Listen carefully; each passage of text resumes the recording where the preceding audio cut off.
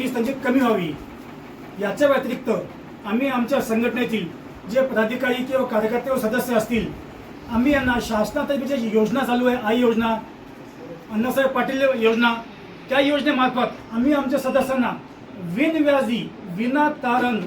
auto rickshaw jeep वाहन truck tempo Poclain कुठलाही वाहन असू द्या हा बिनव्याजी असणार आहे आणि विना तारण कुठलीही गॅरंटी न देता आजकाल जे आमचे जे सदस्य असतात ते बँकेमध्ये जातात बँक त्यांना मागते गॅरंटी आमचे लोक गोरगरीब असतात त्यांना ऑटो घ्यायचं असते त्यांच्याकडे गॅरंटी नसते कुठलीच त्यांचा सिव्हिल काय नसतो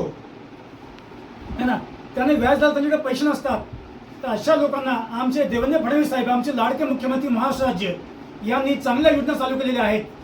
तर त्यांचा सर्वांनी लाभ घ्यावा त्या योजनेमध्ये आमचे जे वाहतूक संघटनेचे लोक असतील त्यांच्यासाठी आम्ही ऑटो रिक्षा घ्यावा ट्रक घ्यावा टेम्पो घ्यावा कुठलाही वाहन घ्यावा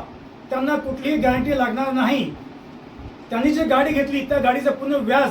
माफ असणार आहे 15 लाखाचं व्याज परतावा शासन त्यांच्या खात्यामध्ये जमा करणार आहोत याच्या व्यतिरिक्त आमचे जे